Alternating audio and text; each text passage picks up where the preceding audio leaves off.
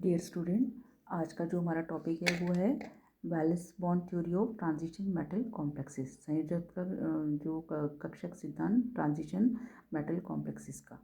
तो कॉम्प्लेक्सेस यौगिक की इलेक्ट्रॉनिक स्ट्रक्चर व इनकी जो है ज्यामिति यानी कि इसको समझने के लिए 1931 में पॉलिंग ने हाइब्रिडाइजेशन के आधार पर वैलेंसी बॉन्ड थ्योरी जो है वो सिद्धांत दिया।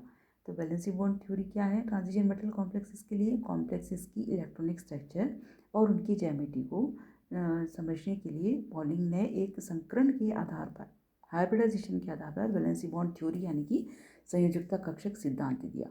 ये जो सिद्धांत होता है वो मुख्य रूप से इसके निम्न जो है अवधारणाओं पर आधारित है, यानी कि इसके निम्न कॉन्सेप्ट है। पहला, यह सिद्धांत मुख्य रूप से मेटल आयन में इलेक्ट्रॉनिक स्ट्रक्चर, बॉन्ड के प्रकार, कॉम्प्लेक्स यौगिक की ज्यामिति एवं उनके मैग्नेटिक प्रॉपर्टीज़ के बारे में जानकारी देता है। इसी प्रकार से केंद्रीय परमाणु मेटल आयन उसकी कोऑर्डिनेशन संख्या के बराबर जो है ऑर्बिटल रखता है, और इन जो रिक्त ऑर्बिटल्स की संख्या से मेटल आयन की कोऑर्डिनेशन नंबर हम इसको क्या करते हैं, निर्धारित करते हैं। तो ये जो वेकेंट ऑर्बिटल्स होते हैं, हाइब्रिडाइजेशन के द्वारा क्या करेंगे, हाइब्रिड ऑर्बिटल का निर्माण करेंगे जो समान ऊर्जा की होती हैं और उनकी संख्या जो है संकरण में भाग लेने वाली ऑर्बिटल की संख्या के बराबर होती है। क्योंकि हाइब्रिड ऑर्बिटल क्या होते हैं, डायरेक्शनल यानी कि दिशात्मक होते हैं, तो ये एक निश्चित विन्यास में विन्यास ग्रहण करके मेटल के चारों ओर एक निश्चित ज्यामिति बना लेते हैं। तो हम ये बताएं कि valency bond theory of transition metal complexes, Pauling's ने इस थ्योरी को संकरण के आधार पर कॉम्प्लेक्स की स्टडी करी, ठीक है ना। कॉम्प्लेक्सेस की जो है स्टेबिलिटी यानी कि उसकी हाइब्रिडाइजेशन के आधार पर उसने उसको बताया। अब जो विभिन्न प्रकार के संकरण की जो आकृति होती है, अलग अलग प्रकार के जो संकरण होते हैं उनकी जो आकृति भी क्या होती है, अलग अलग होती है, और इसी के आधार पर हम कॉम्प्लेक्सेस की जो है वो आकृति यानी कि ज्यामिति को आसानी से बता सकते हैं। तो थोड़ी देर के लिए अपन इसमें देखें, कॉम्प्लेक्सेस यौगिक में इन निम्न प्रकार के संकरण यानी कि हाइब्रिडाइजेशन पाई जाती है। ये अपने को संकरण में जो है वो अपने को पता है। तो सबसे पहला जो धातु आयन के संकरण का प्रकार, उनकी कोऑर्डिनेशन नंबर, उसकी ज्यामिति और उसकी एग्जाम्पल। तो सबसे पहला एग्जाम्पल हम देख रहे हैं D2sp3 हाइब्रिडाइजेशन। इसमें कोऑर्डिनेशन नंबर कितनी होती है, 6 होती है, और ज्यामिति क्या होती है उसकी, ऑक्टाहेड्रल। इनके एग्जाम्पल और भी कई सारे हैं, तो यहाँ हम कुछ एग्जाम्पल ले रहे हैं। वो है MnCN6 4 नेगेटिव, FeCN6 3 नेगेटिव, ठीक है। इसी प्रकार से जो है sp3d2, अब D2sp3 और sp3d2 ये अपने को बताइए कि इनर ऑर्बिटल कॉम्प्लेक्स और आउटर ऑर्बिटल कॉम्प्लेक्स होते हैं। इसमें भी कोऑर्डिनेशन नंबर 6 होती है जो मेटल की, और स्ट्रक्चर कैसी होती है कॉम्प्लेक्स की, ऑक्टाहेड्रल स्ट्रक्चर होती है। एग्जाम्पल है Fe F6 3 negative, COH2O6 3 positive. अब नेक्स्ट जो है वो DsP2 हाइब्रिडाइजेशन। DsP2 हाइब्रिडाइजेशन में कोऑर्डिनेशन नंबर होती है 4, स्क्वायर प्लेनर स्ट्रक्चर होता है।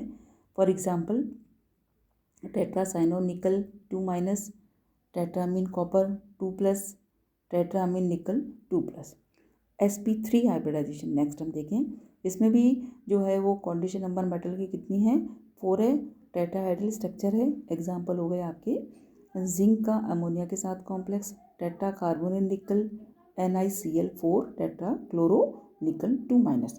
तो ये इनके एग्जाम्पल हो गए। अब नेक्स्ट जो है वो sp हाइब्रिडाइजेशन, जो कोऑर्डिनेशन नंबर 2 और लीनियर स्ट्रक्चर होता है। इसका कॉम्प्लेक्स है AgNH3 ट्वाइस और AgCN2-, ठीक है। तो ये इसके आधार पर हम ये ट्रांजिशन मेटल कॉम्प्लेक्सेस के हम उनकी किसके बारे में किसको बता सकते हैं, हम उनकी कॉम्प्लेक्स यानी कि इनकी ज्यामिति के बारे में जो है आसानी से बता सकते हैं। ये तो ये वैलेंसी बॉन्ड थ्योरी के अनुसार जो है हम इसको बता रहे हैं। अब मेटल आयन के जो रिक्त हाइब्रिड ऑर्बिटल और लिगेंड के पूर्ण भरे हुए ऑर्बिटल्स ओवरलैपिंग करके मेटल आयन लिगेंड के बीच क्या बनाते हैं, सिग्मा बॉन्ड बनाते हैं। मेटल आयन के रिक्त ऑर्बिटल जो है और लिगेंड के भरे हुए ऑर्बिटल के साथ ओवरलैप करके मेटल आयन और लिगेंड के बीच क्या किस बॉन्ड का फॉर्मेशन हुआ है, sigma bond. Sigma bond coordinate bond है, और इलेक्ट्रॉन अपने को पता है, इलेक्ट्रॉन जो है वो लिगेंड क्या है, इलेक्ट्रॉन डोनेट करता है, मेटल क्या है, इलेक्ट्रॉन को ग्रहण करता है।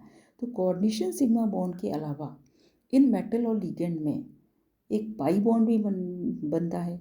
मेटल और लिगेंड में पाई बॉन्ड भी बनता है। मेटल और इस समय अपन देखें मेटल और लिगेंड के साथ सिग्मा और पाई बॉन्ड दोनों बन रहे हैं। पाई बॉन्ड तब बनेगा जब मेटल आयन क्या होते हैं, पूर्ण भरे हुए ऑर्बिटल लिगेंड के रिक्त ऑर्बिटल के ओवरलैपिंग करें। मेटल के पूर्ण भरे हुए ऑर्बिटल से लिगेंड का वेकेंट ऑर्बिटल क्या करे, ओवरलैप करे। तो यहाँ हम पाई बॉन्ड बात करेंगे। एक तो डी पाई पी पाई बॉन्ड और डी पाई और पी पाई बॉन्ड क्या है।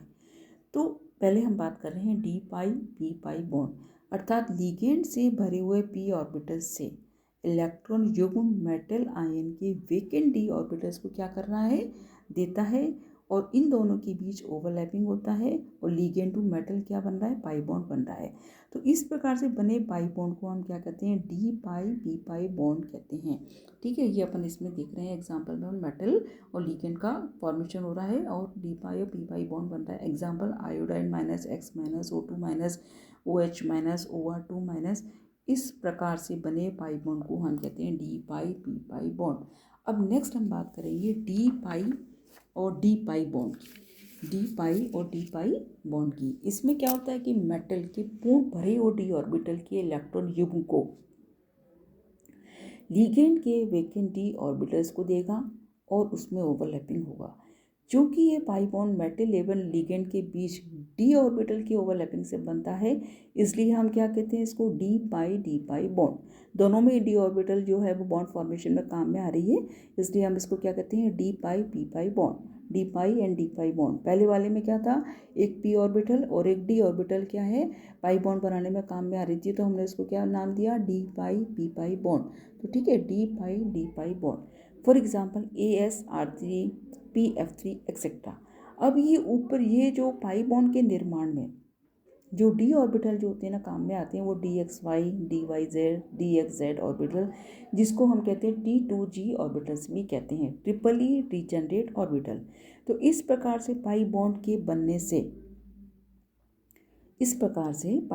बनने से मेटल और लिगेंड, मेटल आयन व लिगेंड के बीच बने जो है वो सिग्मा बॉन्ड और की जो मजबूती क्या हो जाती है, उसकी स्ट्रेंथ और बढ़ जाती है, स्टेबिलिटी और बढ़ जाती है।